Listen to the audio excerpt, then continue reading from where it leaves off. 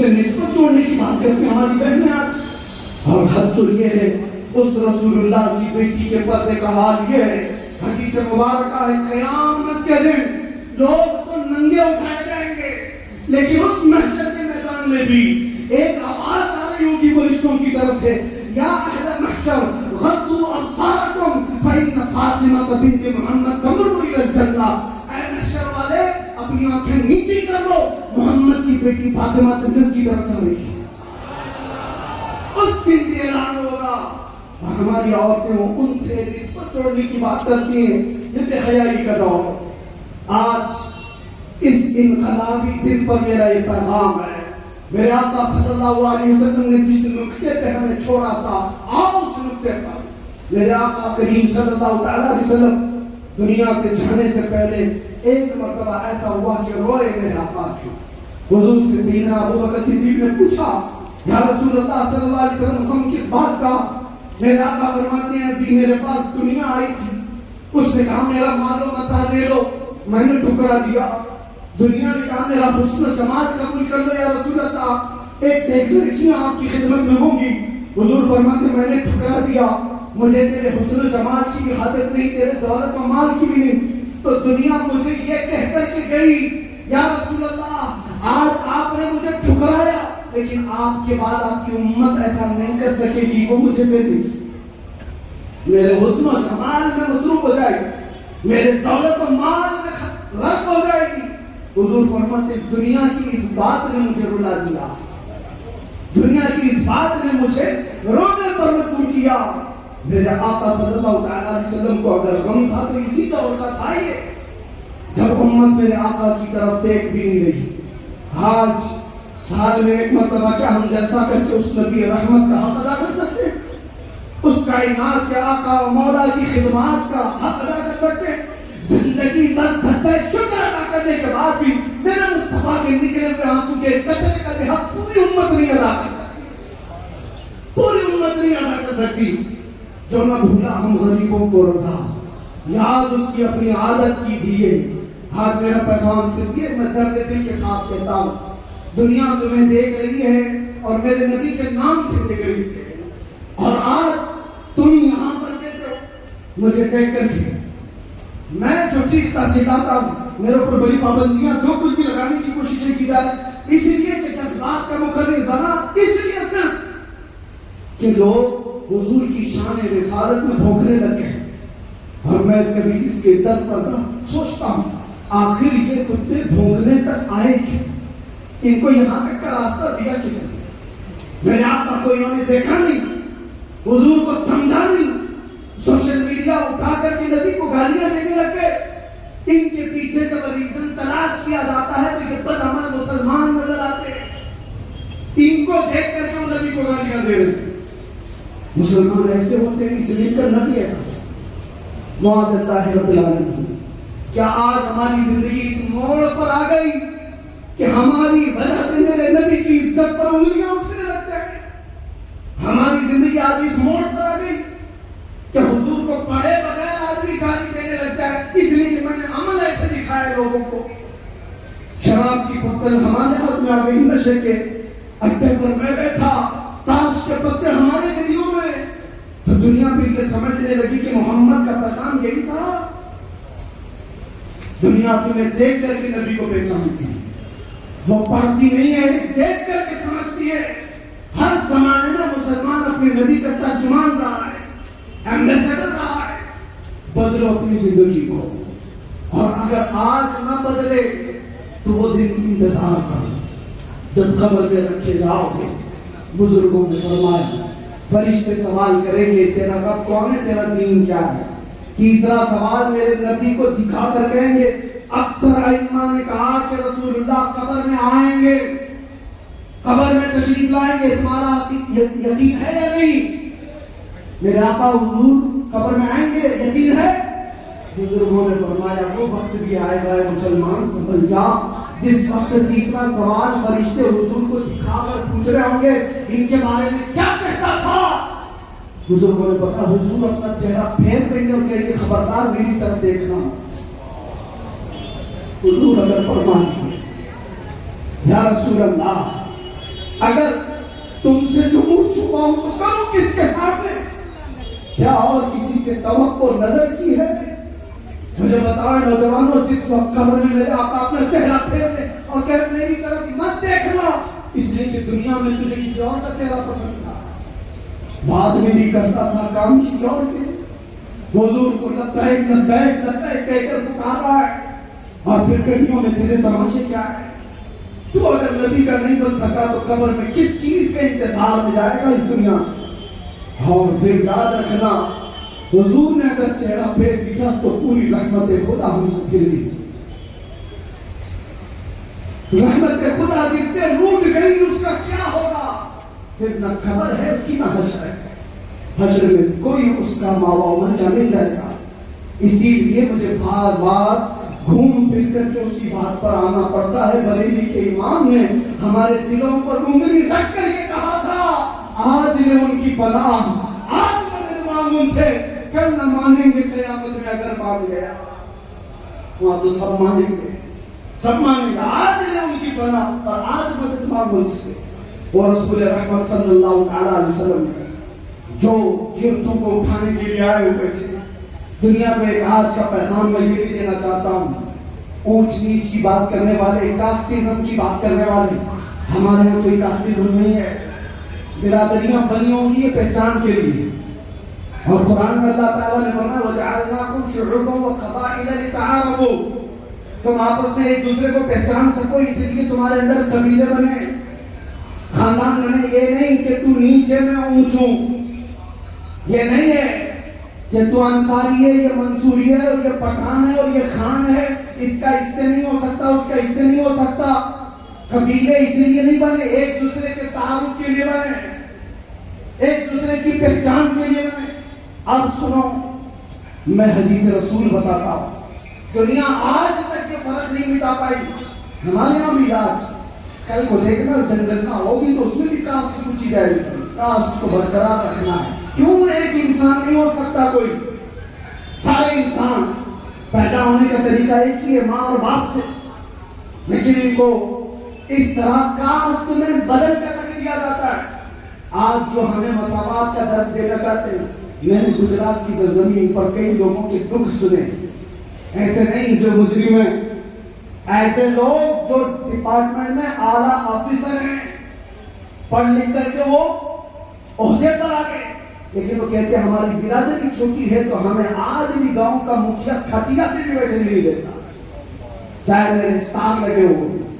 یہ حالات بنا دیے گئے، میں کسی کا نام لے کر نہیں، آج بھی یہ کاسٹزم کا جو بھوت سوار ہے، کئی جگہوں پر جا کر دیکھو، چھوٹ چھاٹ آج بھی چھوٹ چھاٹ سے جوجھ رہا ہوا یہ معاشرہ۔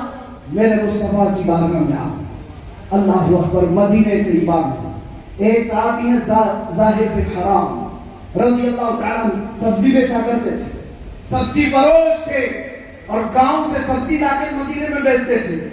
صورت کے اچھی نہیں تھی، لوگ جو ہے دور ہٹتے تھے، پھٹے پرانے کپڑے پہن کر آتے، پسینہ جسم میں رہتا۔ عام طور پر کسان لوگ اپنی کسانی کرتے کرتے تھک جاتے ہیں، اسی طرح زاہد بن حرام تھے، بازار میں سبزی بیچ رہے، اچانک پیچھے سے کوئی آیا اور آنکھوں پر ہاتھ رکھ دیا، پوچھا پہچانو کون ہے؟ زاہد بن حرام کہتے ہیں اس بورے بھرے مدینے میں مجھے کوئی چھوتا نہیں، اگر میرے چہرے پر کوئی ہاتھ رکھا ہے تو آمینہ کا لال ہی ہوگا۔ بغیر کسی تاخیر نے کہا یہ محمد رسول اللہ کے ہاتھ ہیں، اور پھر اپنے جسم کو حضور کے جسم سے ٹچ کرنے لگے، لگانے لگے۔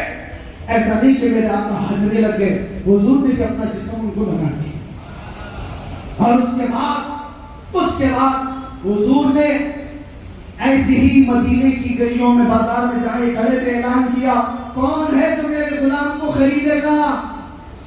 زاہد بن حرام کہتے یا رسول اللہ مجھ جیسے بدصورت کو کون خریدے گا؟ لوگ تو مجھے ٹچ بھی نہیں کرتے، آپ مجھے بیچنے کی بات کر رہے ہیں۔ حضور پاک صلی اللہ علیہ وسلم نے سینے سے سینہ لگایا اور کہا یاد رکھ زاہد بن حرام، تیری اللہ کی بارگاہ میں بڑی موقعات ہے، تیرا مقام ہے اللہ کی بارگاہ میں، تجھے اللہ اس کے رسول خریدیں گے۔ غلاموں کو جس نے ہاتھوں سے اٹھایا ہے اور آپ کو پتہ ہے فتح مکہ کے دن ایک بہت الگ ہے.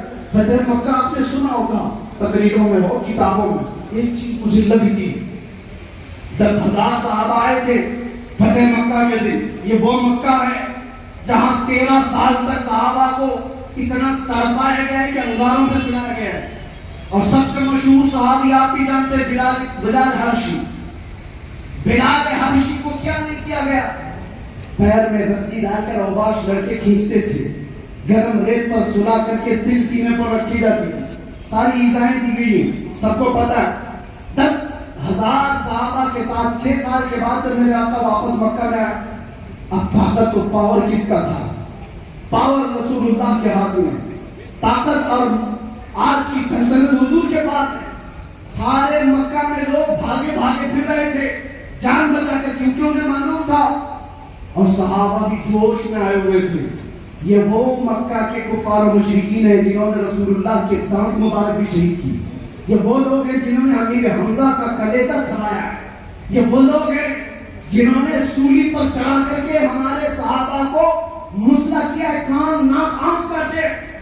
بدر دیکھا, بہت دیکھا, خندق دیکھا, اس کے بعد صبر کہاں سے آتا. لیکن فتح مکہ جس دن ہوئی میرے آقا تشریف لائے, صحابہ کہہ رہے تھے کہ آج تو بدرے کا دن ہے, گوشت کے چھپڑے اڑانے کا دن ہے. حضور نے اس کو بلند کر کے کہہ دیا. صحابہ کہہ رہے تھے الیوم یوم الملحمہ. حضور نے فرمایا الیوم یوم الرحمہ, آج کے دن رحم کرنے والا دن ہے. اذهبوا انتم الطلقاء, جاؤ تم سب کے سب آزاد. ایک صاحب کیا ہے, کہا یا رسول اللہ سب کو یقین نہیں ہو رہا ہے, کہاں جائیں گے سب؟ حضور نے فرمایا جو میرے دادا عبد المطلب کے گھر میں جائے گا وہ امان میں. پھر حضور نے فرمایا جو ابو سفیان کے گھر میں جائے وہ امان میں, جو حرم میں آئے وہ امان میں. کئی گھروں کا حضور نے نام بتایا. اب یہ واقعہ بتانے کا جو میرا مقصد ہے سنو تو. آخر میں ایک صحابی پوچھتے ہوئے آئے کہ بہت سارے حرم میں نہیں آ پا رہے, بہت سارے عبد المطلب کے گھر نہیں جا پا رہے, بہت سارے ابو سفیان کے گھر نہیں جا پا رہے, ان کے لیے کوئی الگ پیغام ہے؟ اللہ اکبر. اب میری اس گفتگو کا مطلب نظر, مقصود نظر, حضور نے اعلان فرمایا کسی راستے پر ایک ڈنڈا لگا کر جھنڈا گاڑو بلال حبشی کے نام کا, بلال کے نام کا جھنڈا. کہا کہ یہ کیا ہوگا؟ کہا جو اس جھنڈے کے نیچے آئے گا اس کو امان دی جائے گا. ارے وہاں صدیق اکبر بھی تھے, فاروق اعظم بھی تھے, عثمان غنی, حیدر کرار, بڑے عزیزہ صحابہ ہیں. لیکن فتح مکہ کے دن ایک جھنڈا بلال حبشی کے نام پہ لگایا گیا اور کہا گیا آ جاؤ اس کے نیچے جو آئے گا وہ امان. دنیا کو میرے آقا نے بتایا جس کو تم پیروں میں ڈال کر کے کھینچتے تھے رسیاں, جس کو سینے پر سر رکھ کر کے ایذائیں دیتے تھے, آج تمہیں اگر اپنی جان بچانی ہے تو اس کے جھنڈے کے نیچے آنا ہو. اور تم نے جس کو غلام غلام غلام کہا تھا, آج وہ تمہاری جانوں کا محافظ جھنڈا لے کر کھڑا. غلامی سے میرے آقا نے نجات دی تھی. یہ اسی لیے میں نے شروع میں کہا خواب کے ذروں کو جس میں ہمدوش سوئی آ کر دیا.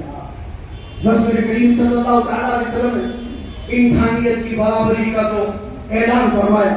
آپ دیکھیے ایک صحابی ہے عدی بن حاتم, وہ کہتے ہیں میں نے دیکھا میری بہن آئی اور کہنے لگی, حاتم تائی کے بیٹے ہیں, بہت پیسے والے مالدار, ان کی بیٹی حضور پاک کے پاس آئی. ان کی بہن عدی بن حاتم کی یعنی حاتم تائی کی بیٹی مسلمان ہوئی اور اپنے بھائی سے کہتی بھائی جاؤ اسی میں خیر ہے, وہ بادشاہوں کے رسول ہیں, ان کی پیروکاری کر لو, ان سے اچھا آدمی میں نے دیکھا. عدی بن حاتم کہتے میں آیا دیکھا, اس وقت کیا بات دیکھی توجہ چاہتا ہوں. رسول پاک صلی اللہ تعالیٰ علیہ وسلم محفل میں مدینے کی ایک پاگل عورت جس کا ذہنی توازن ہو گیا, لوگوں سے وہ بڑبڑ کرتی رہتی, کسی کو بھی پکڑ کر کچھ بھی سناتی. ایسی پاگل عورتوں سے تو ہر کوئی دامن بچاتا ہے. وہ عورت قریب آتی رہی اور محفل میں آ کر کے کہا کہ اے اللہ کے رسول میں آپ سے بات کرنا چاہتی ہوں. پاگل عورت ہے, مینٹل کیس جس کا ہے. صحابہ بچانے لگے, ہٹو. رسول اللہ صلی اللہ علیہ وسلم سے صحابہ کہتے ہیں یا رسول اللہ یہ بد زبان عورت ہے کچھ کا کچھ بول جاتی ہے، کہیں آپ کی شان میں یہ بد زبانی نہ کرے، نازیبہ کلمات نہ کرے۔ حضور نے صحابہ سے کیا کہا جانتے ہٹو سے آنے کو مجھے پتہ ہے مدینے میں کوئی اس کی نہیں سنتا، اگر میں بھی نہ سنوں تو کس کو سنائے؟ وہ رحمت عالم آئے تھے سننے کے لیے اور وہ پاگل عورت حضور کو اٹھا لے جاتی۔ صحابہ کہتے ہیں حضور اٹھ کر کے گئے اس کے ساتھ، کہتی اکیلے میں بات کرنا چاہتی۔ حضور نے کہا ٹھیک اکیلے میں بات، اور وہ پتہ نہیں کیا کیا سناتی رہی۔ میرے آقا ایسے سنتے رہے جیسے کسی دانش مند کی باتیں سن رہے، ایک ہی جملہ بار بار بار بار، اسے احساس بھی نہیں ہونے دیا کہ وہ پاگل ہے۔ یہ میرے آقا کی ادائیں تھی جس کو قرآن نے کہا لقد جاءکم رسول من انفسکم، تم میں وہ رسول آیا ہے عزیز علیہ ما عنتم، تمہارا تکلیف میں پڑنا اس رسول کو دیکھا نہیں جاتا، گوارا نہیں۔ حریص علیکم بالمؤمنین، تمہارے سے ایمان کی طلب رکھنے والا، رؤوف الرحیم، نہایت نرمی کرنے والا اور شفقت کرنے والا رسول آیا ہے تمہارے پاس۔ عزیزان گرامی وقار، کہنے کو بہت ساری چیزیں ہیں، آج کے دن کا میرا یہی پیغام کافی ہے۔ آپ اٹھو، جس پیغام کو میرے آقا نے پوری کائنات میں پھیلایا، پوری کائنات میں، تم خواہشات کے پجاری نہیں، تم معبودان باطل کے پجاری نہیں ہو۔ ایک فرق میں آپ کو بتاؤں، ایک فرق، لوگ جو ہے کہ سمجھتے ہیں بتوں کی پوجا کرنے والے یہ مشرک ہے، ایک خدا کو چھوڑ کر دوسرے خداؤں کی عبادت کرنے والوں کو مشرک کہتے ہیں، لیکن قرآن یہ کہتا ہے ساتھ ہی ارائیت من اتخذ الہہ ہوا، اے رسول کیا آپ نے نہیں دیکھا ان لوگوں کو جو اپنی خواہشوں کی عبادت بھی کرتے ہیں، خواہشات کو معبود بنا لیا ہے۔ نوجوانوں، تمہارے دل میں جو بات آئے اس پر عمل کر لینا ضروری نہیں ہوتا۔ رات کو تمہارا نفس اٹھائے کسی لڑکی سے بدکاری کرنے کے لیے، تم خواہشات کے پجاری مت بن جاؤ، تم رسول رحمت صلی اللہ علیہ وسلم کے پیروکار کو یاد کرنا، تمہارا رب تمہیں دیکھ رہا ہے، یعلم خائنۃ الاعین وما تخفی الصدور، تمہاری آنکھوں کی خیانت کو بھی وہ جانتا ہے، تمہارے دل میں گزرنے والے حالات سے بھی وہ باخبر ہے۔ آپ کو آپ کا نفس دولت کی ریل پہ میں ایسا مصروف کر دے گا کہ تمہیں نہ نمازوں کا ٹھکانا کچھ بھی نہیں۔ میں ایک بات یاد کرتا ہوں، حضرت داؤد بھائی بہت بڑے صوفی بزرگ ہیں، ان سے ان کے مرید نے پوچھا حضور کچھ نصیحت کرتے، انہوں نے کہا میں مصروف ہوں، زبان کھولتے ہی نہیں تھے دن میں، دو باتیں کہتا ہوں سن کر چلے جا۔ ایک بات یہ، اللہ نے تجھے جس جگہ جانے سے منع کیا وہاں کبھی دکھنا مت، اور جہاں آنے کے لیے کہا وہاں کبھی غیر حاضر رہنا مت، بس یہ دو چیزیں۔ اللہ نے جہاں جانے سے منع کیا وہاں کبھی دکھنا مت، اور جہاں آنے کا حکم دیا وہاں کبھی غائب رہنا مت، بس یہ دو چیزوں پر پوری زندگی چلا۔ آج آپ کے لیے بھی ایک پیغام ہے، تم اپنے چہرے کے ساتھ وہاں کبھی نہ دکھو جہاں میرے رسول کو پسند ہے، وہاں کبھی نہ دکھو جہاں رسول رحمت صلی اللہ تعالیٰ علیہ وسلم کی عزت پر انگلی اٹھ سکتی ہے، اور وہاں ہر دم دکھو جہاں میرے نبی کی آنکھوں کی ٹھنڈک ہے، ہر دم نظر آؤ جہاں میرے آقا کو پسند ہے۔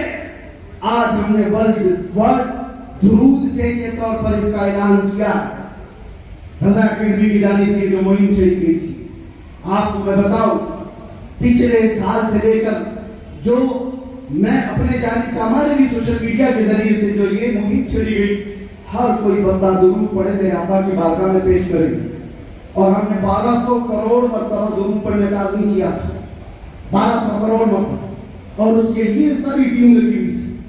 اللہ اکبر، میں اس وقت دنگ رہ گیا، امت میرے مصطفیٰ سے کتنی محبت کرتی ہے کہ میلاد مصطفیٰ سے پہلے ہی ہمارے پاس 1,17,000 کروڑ مرتبہ کے درود آئے۔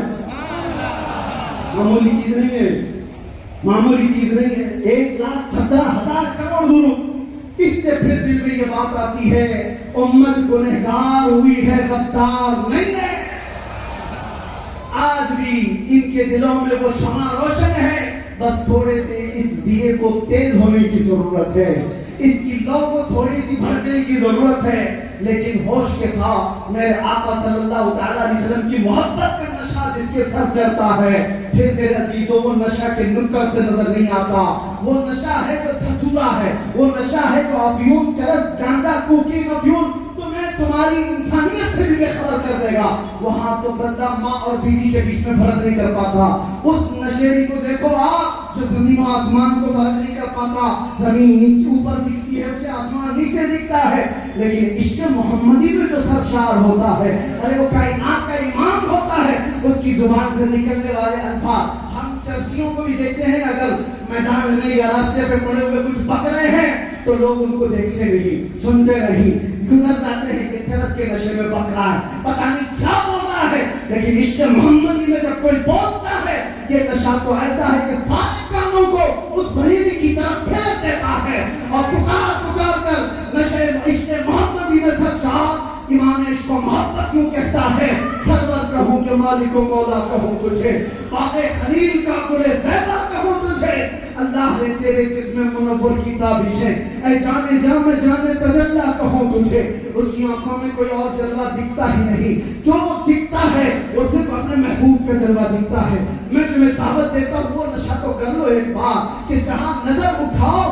یہ کہنے پر آمادہ ہو جاؤ، سر تابہ قدم ہے تیرے سلطان زمن پھول، لب پھول، دہن پھول، سخن پھول، بدن پھول، واللہ جو مل جائے میرے گل کا پسینہ، مانگے نہ کبھی اتنے نہ پھر چاہے دلہن پھول، کیا بات رضا اس چمن اسلام کرم کی، زہرا ہے کلی جس میں حسین و حسن پھول۔ اور جب لٹانے کی بات آئے تو ایک نشیڑی کو بھی ہم نے دیکھا، وہ ماں کے گلے سے چین کھینچ کر کے اپنا نشاط تیار کرتا ہے، وہ بہن کو چاقو مار کر کے بھی پیسے چراتا ہے، لیکن عشق محمدی میں جو سرشار ہوتا ہے اللہ وہ کیا کچھ نہیں لٹا تھا، ارے کیوں کہتا ہے یا رسول اللہ کیا پیش کروں آپ کے لیے، زمین و زمان تمہارے لیے، مدین و مکان تمہارے لیے، چنین و چنا تمہارے لیے، بنے تو جہاں تمہارے لیے، آقا سے بھی اتنا ہی نہیں، دہن میں زبق تمہارے لیے، بدن میں حجاب تمہارے لیے، ہم آئے یہاں تمہارے لیے، اٹھے بھی وہاں۔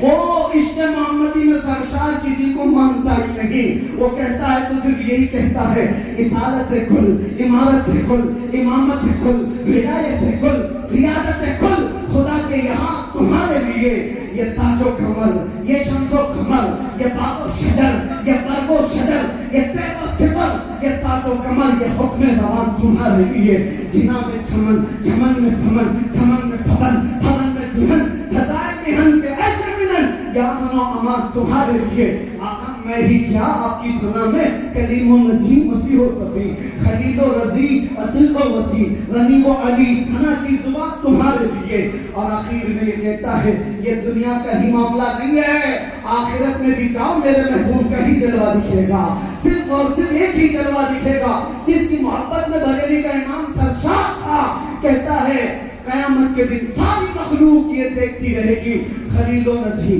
مسیح و صفی، صفی سے کہیں نہ بنی، خلیل و نجی، مسیح و صفی، صفی سے کہیں نہ بنی، یہ بے خبری کی خلق پیری کہاں سے کہاں تمہارے لیے، یا رسول اللہ پیری میں دعا صرف اتنی ہے، صبا وہ چلے کہ باغ پھلے، وہ پھول کھلے کہ دل ہو بھلے، لبا کے تلے سنا میں کھلے، رضا کی زبان تمہارے لیے، لبا کے تلے